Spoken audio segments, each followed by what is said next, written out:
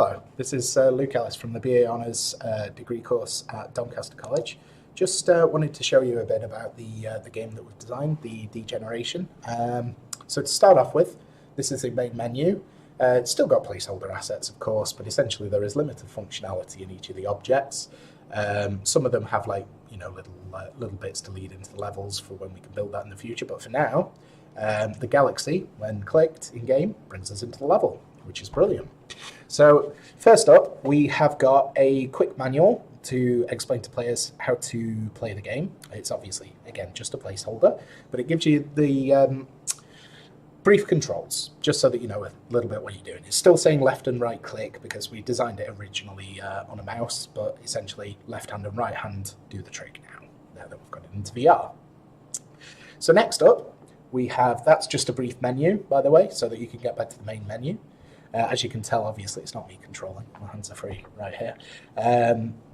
So first up, we have the collection resource. As you can see, the planet just fell down a bit, unfortunately. We've got an event in the game called the solar flare, where essentially it takes some of the resources away to add that extra layer of challenge to it. But if you click it with, I believe it's the right-hand one for gathering, you will see that it diminishes. And as you can see there, we've got a little storage in the game that actually just showcases how much ice you have. There is a win condition surrounding that, so you need to keep track of that sort of thing. You can also do the same for the fire planet, which you should see in a second. There we go. And that was a solar flare heading, so as you can see, it's pretty punishing at times.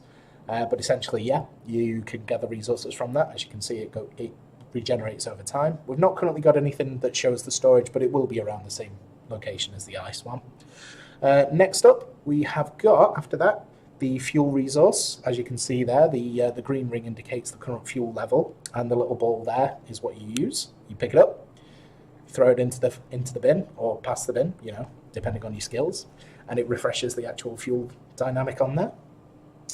While you're doing that, as you can see, you gather more ice and bits like that, because when you generate the fuel, you'll actually be using fire resources and the like, and when you vent some heat, which is a future mechanic, you'll actually need to use that ice to actually cool down the space station. So you've got to keep your resources at a fair level.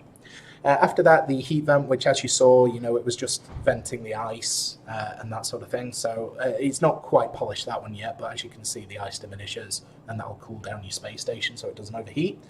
The last one is the second to last one, actually, my bad.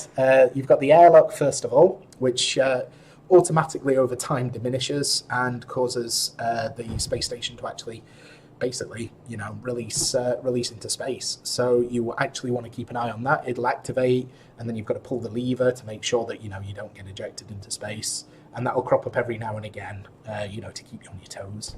And finally, the shield generator, the planet that you're actually trying to get the resources for to rebuild it and everything, as you can see there, has a little shield around it. When that fails, the planet's in danger.